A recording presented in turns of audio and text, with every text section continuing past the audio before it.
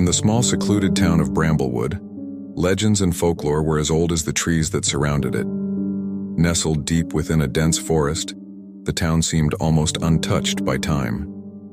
Among the many whispered tales shared around campfires and in hushed conversations, one story stood out for its sheer terror: the legend of the Rake. I moved to Bramblewood to escape the noise and chaos of city life. As an aspiring writer, I craved the tranquility and inspiration the forest promised. I rented a charming old cabin on the outskirts of town, bordering the expansive woods.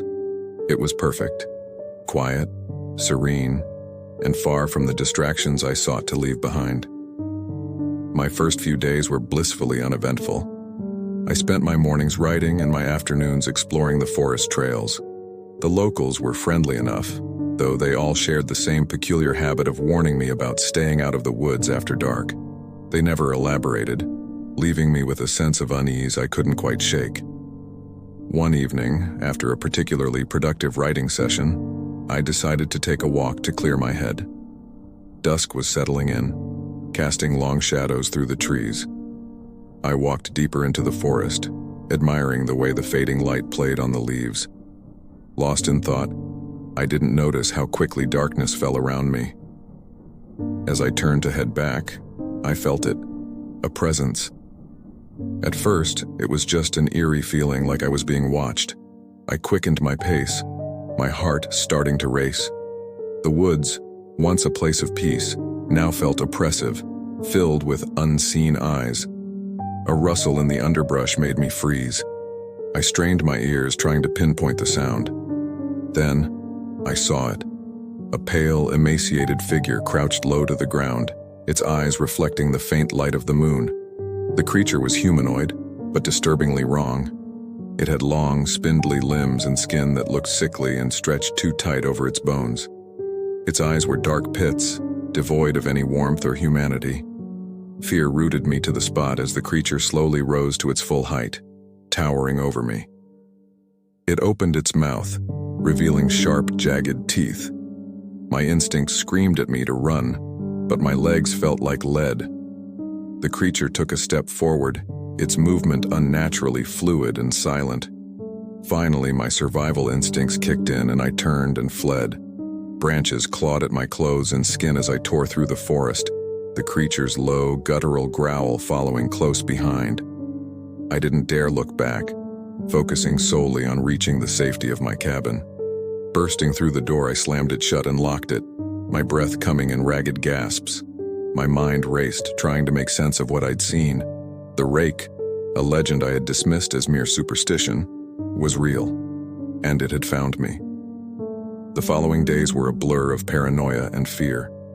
I hardly slept, jumping at every noise and shadow. The Rake's image haunted my thoughts, its hollow eyes and predatory stance etched into my mind. I tried to warn the locals, but they only offered sympathetic smiles, as if they pitied my naivety.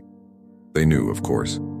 They had always known. Determined to understand the creature that stalked me, I delved into research. Old books and town records spoke of the Rake as a malevolent entity, an ancient being that preyed on those who wandered too far into the woods. It was said to be drawn to fear, feeding off the terror it instilled in its victims. One particularly chilling account described the Rake's tendency to enter homes, watching its prey as they slept.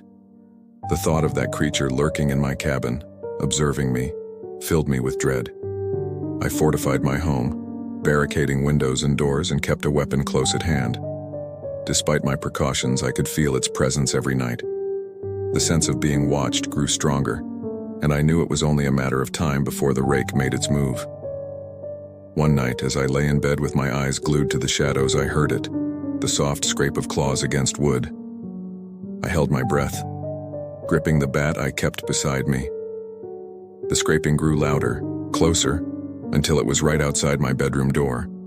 The door creaked open slowly, and in the dim light I saw it, the creature standing in the doorway, its eyes locked onto mine. Summoning all my courage, I swung the bat with all my might. The Rake moved with impossible speed, dodging the blow and lunging at me. I stumbled back, swinging wildly, my heart pounding in my chest. It knocked the bat from my hands, pinning me to the floor with its cold, bony hands. Its face was inches from mine, and I could smell its fetid breath. For a moment, time seemed to stand still as I stared into its empty eyes. Then, with a guttural snarl, it sank its teeth into my shoulder. Pain shot through me, and I screamed, thrashing against its grip. In a desperate move, I grabbed a shard of broken glass from the nightstand and drove it into the creature's side. The rake howled in pain, recoiling and releasing me. I scrambled to my feet, adrenaline giving me strength, and shoved it back with all my might. The creature stumbled, and I seized the opportunity to run. I fled from the cabin, not daring to look back until I reached the safety of the town. The locals found me the next morning, disheveled and bleeding, and finally, they believed my story. I left Bramblewood that day, vowing never to return. The legend of the rake had become all too real, and the scars it left, both physical and psychological, would haunt me forever. To this day, the memory of those hollow eyes and that chilling presence lingers, a reminder of the darkness that lurks in the shadows, waiting for the unwary to wander too far.